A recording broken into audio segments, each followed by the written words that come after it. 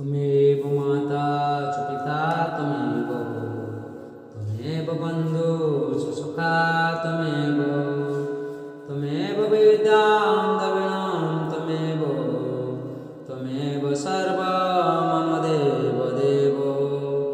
ॐ नमो भगवते वासुदेवाय, ॐ श्री परमात्माय नमः, श्री गणेशाय नमः।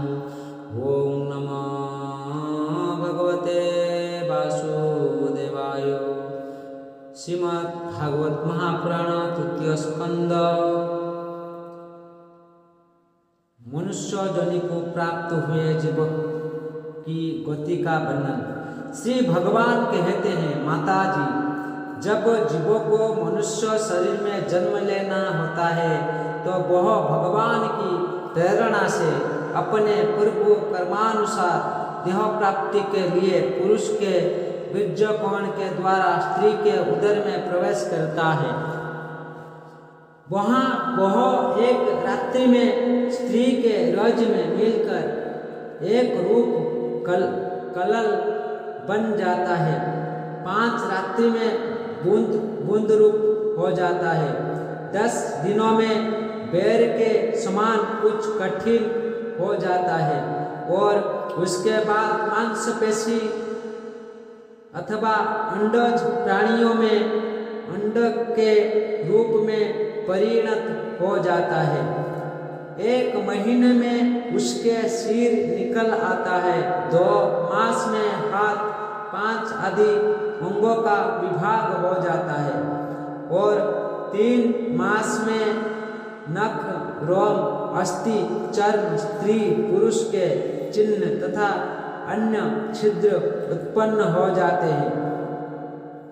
4 मास में उसमें मांसादि 7 धातुएं पैदा हो जाती है। 5वें महीने में भूख प्यास लगने लगती है और 6ठे मास में झिल्ली से लिपटकर वह दाहिनी कोख में घूमने लगता है। उस समय माता के खाए हुए अन्न, जल आदि से उसकी सब धातुएं पुष्ट होने लगती है और वह कुर्मी आदि जंतुओं के उत्पत्ति स्थान उस जघन्य मल मूत्र के गड्ढे में पड़ा रहता है। वह सुकुमार तो होता ही है, इसलिए जब वहाँ की भूखे कीड़े उसके अंग पतंग नोचते हैं तब अत्यंत क्लेश के कारण वह क्षण में अचेत हो जाता है। माता के खाए हुए कड़वे, तीखे, गरम, नमकीन, रूखे और खट्टे आदि उग्र पदार्थों का स्पर्श होने से उसके सारे शरीर में पीड़ा होने लगती है। वह जीव माता के गर्भाशय में झिल्ली से लिपटा और आंतों से घिरा रहता है। उसका सिर पेट की ओर तथा पीठ और गर्दन कुंडलाकार मुड़े रहते हैं। वह पिंजरे में बंद पक्षी के समान पराधीन एवं अंगों को हिलाने झुलाने में भी असमर्थ रहता है। इसी समय अदृष्ट की प्रेरणा से उसे स्मरण शक्ति प्राप्त होती है।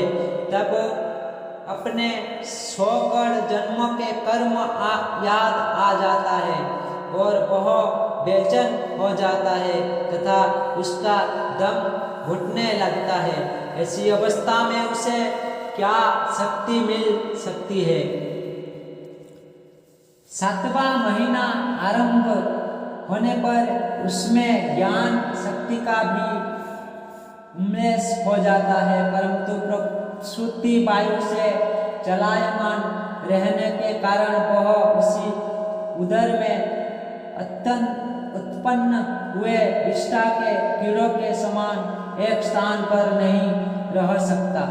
तब सप्तधातुमय स्थूल शरीर से बंधा हुआ वह देहात्मदर्शी जीव अत्यंत भयभीत होकर दिन वाणी से कृपा याचना करता हुआ हाथ जोड़कर उस प्रभु की स्तुति करता है जिसने उसे माता के गर्भ में डाला है।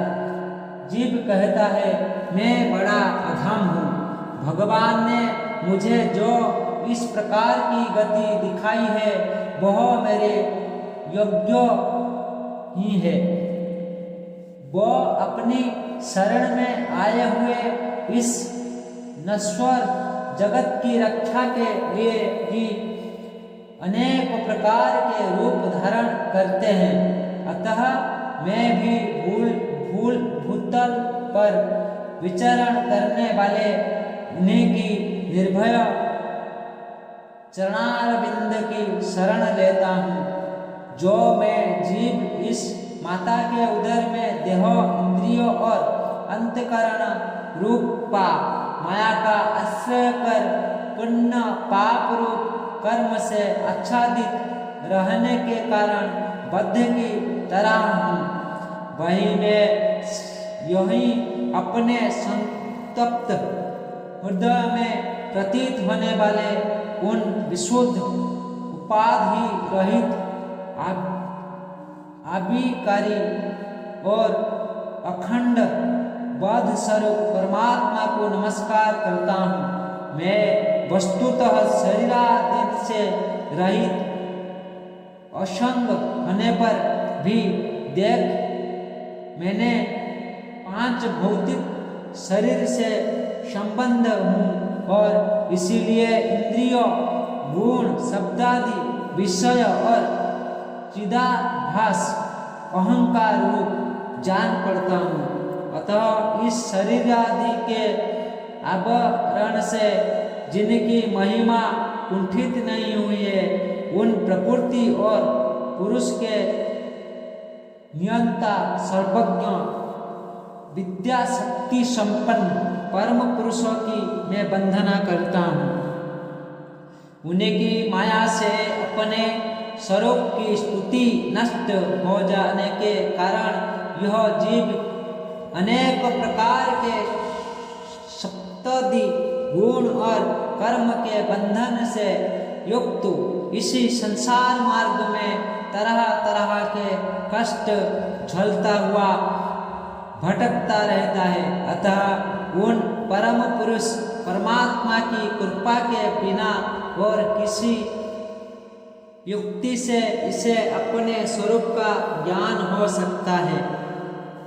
मुझे जो यह तैकालिक ज्ञान हुआ है यह भी उनके सिवा और किसी ने दिया है। व्यक्ति स्थावर संगम समस्त प्राणियों में एकमात्र वो ही तो अंतर्जामी रूपी अंश में विद्यमान है। अतः जीव रूप कर्मजनित पदवी का अनुवर्तन करने वाले हम अपने त्रिविध तापों की शक्ति के लिए उनका भजन करते हैं। भगवान यह देहधारी जीव दूसरी माता के देह के उदर के भीतर मल मूत्र और रुधिर के कुएं से गिरा हुआ है। उसकी जठर अग्नि से उसी का शरीर अत्यंत संतप्त हो रहा है। उसके निकलने की इच्छा करता हुआ यह अपने महीने गिन रहा है। भगवान अब इसी दिनों का यहाँ से कब निकाल जाएगा? स्वामी, आप बड़े दयालु हैं। आप जैसे उदार प्रभु ने कि इस 10 मास के जीव को ऐसा कुंठ ज्ञान दिया है। दीन बंधु, इस अपने किए हुए उपकार से ही आप प्रसन्न हो। व्यक्ति आपको हाथ जोड़ने के सिवा आपके उस अपकार का बदला तो कोई दे भी क्या सकता है। प्रभु, संसार के पशु पक्षी आदि अन्य जीव तो अपनी मूल बुद्धि के अनुसार अपने शरीर में होने वाले सुख दुख का ही अनुभव करते हैं, किंतु मैं तो आपकी कृपा से समदमति साधन संपन्न शरीर से युक्त हुआ हूँ। अतः आपकी दी हुई विवेकवती बुद्धि से आप पुराण पुरुषों को अपने शरीर के बाहर और भीतर अहंकार के आश्रयभूत आत्मा की भांति प्रत्यक्ष अनुभव करता हूँ। भगवान, इसी अत्यंत दुख से भरे हुए गर्भाशय में यद्यपि मैं बड़े कष्ट से रह रहा हूँ, तो भी इससे बाहर निकलकर संसारमय अंधकूप में गिरने की मुझे बिल्कुल इच्छा नहीं है। व्यक्ति इसमें जाने वाले जीवों को आपकी माया घेर लेता है, जिसके कारण उसकी शरीर में अहम बुद्धि हो जाती है और उसके परिणाम में उसे फिर इसी संसार चक्र में ही पड़ना होता है। अतः मैं व्याकुलता को छोड़कर हृदय में श्री विष्णु भगवान के चरण को स्थापित कर अपनी बुद्धि की सहायता से ही अपने को बहुत शीघ्र इस संसार समुद्र के पार लगा दूंगा, जिससे मुझे अपने प्रकार के दोष से युक्त यह संसार दुख फिर न प्राप्त हो। कपिल देव जी कहते हैं, माता, वह 10 महीने का जीव गर्भ में ही जब इसी प्रकार विवेक संपन्न होकर भगवान की स्तुति करता है, तब उस अंधमुख बालक को प्रसव काल की वायु तत्काल बाहर आने के लिए ढकलती है।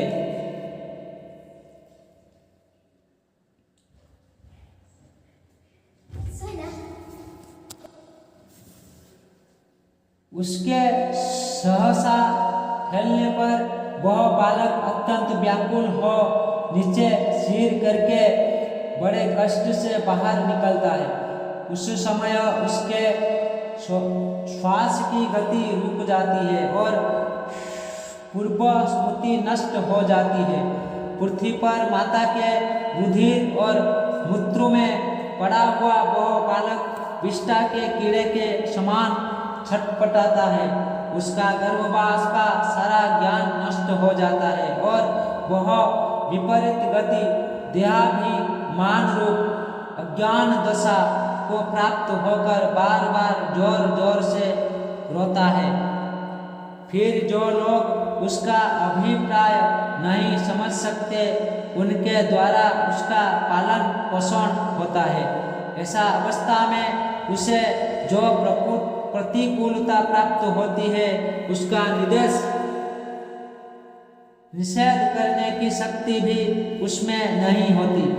जब उस जीव को शिशु अवस्था में मेली कुचेली खाट पर सुला दिया जाता है, जिसमें खटमल आदि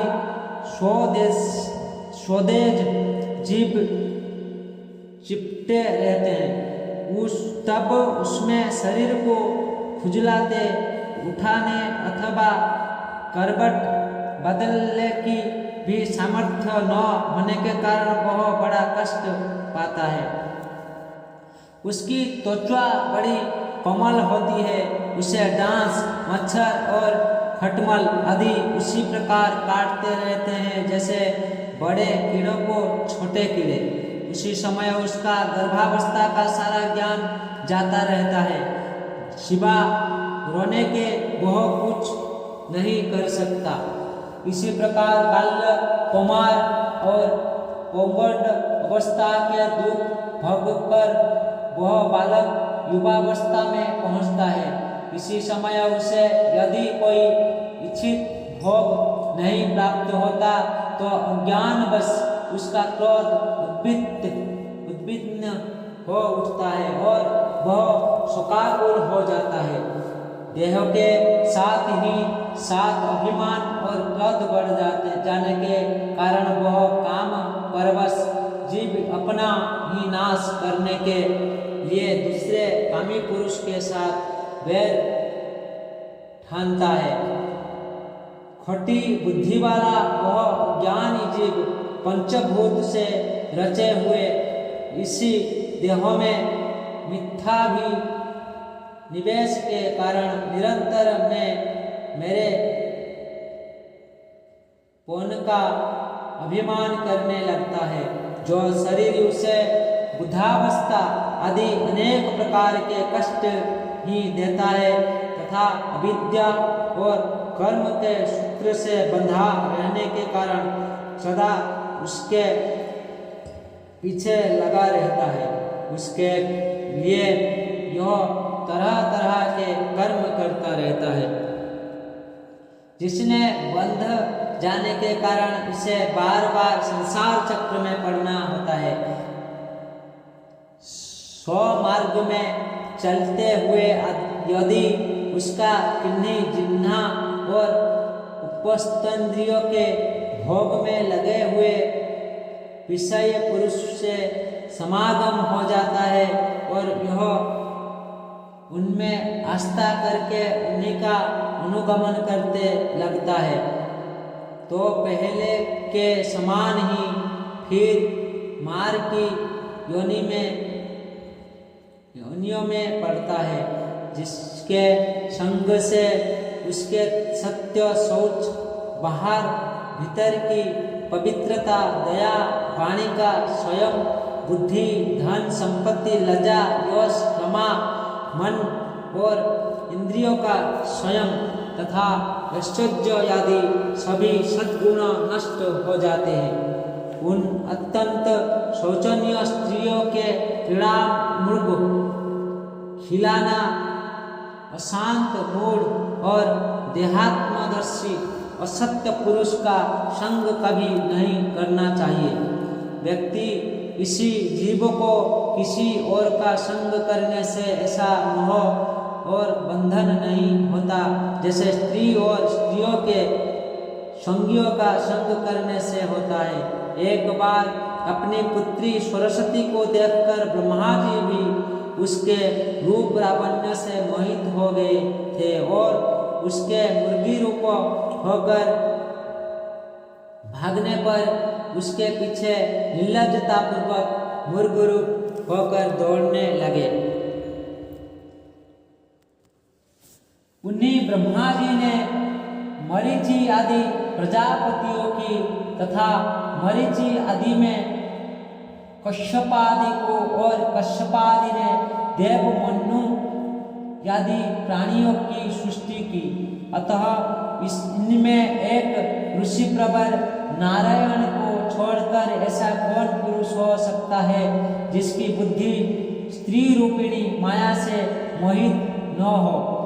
वह तेरी इस स्त्री रूपिणी माया का बल तो देखो, जो अपने भ्रुकुटी विलास मात्र से बड़े बड़े दिग्विजयी वीरों को पैर से कुचल देती है।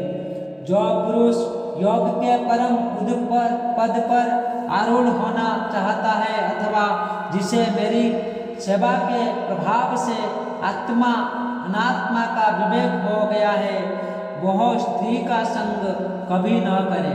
व्यक्ति उन्हें ऐसे पुरुष के लिए नरक का खुला द्वार बताया गया है। भगवान की रची हुई यह जो स्त्री रूपिणी माया धीरे धीरे सेवा आदि के मिश्र पास आती है।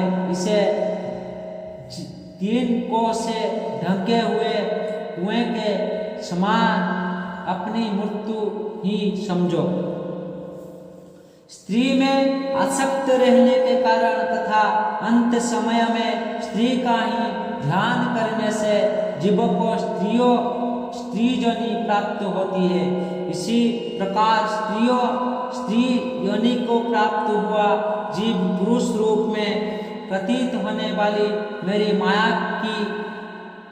माया को ही धन, पुत्र आदि और गृह आदि देने वाला अपना पति मानता रहता है।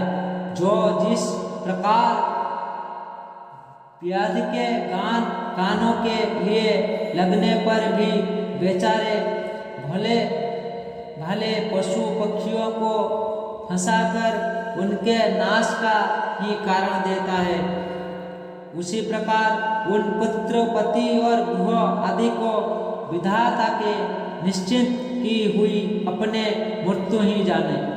देवी जीवों के उपाधिभूत लिंग देह के द्वारा पुरुष एक लोक से दूसरे लोक में जाता है और अपने प्रारब्ध कर्म को भोगता हुआ निरंतर अन्य देहा की प्राप्ति के लिए दूसरे कर्म करता रहता है। जीवों का उपाधि रूप लिंग शरीर तो मुख्य प्रजांत उसके साथ रहता है तथा भूत इंद्रिय और मन का कार्य रूप स्थूल शरीर इसका भोगाधिष्ठान है। इन्हीं दोनों का परस्पर संगठित होकर कार्य न करना ही प्राणी का मृत्यु है और दोनों का साथ साथ प्रकट होना जन्म कहलाता है। पदार्थ की उपलब्धि के स्थान रूप इस स्थूल शरीर में जब उनको ग्रहण करने की योग्यता नहीं रहती, यही उसका मरण है और यह स्थूल शरीर में मैं हूँ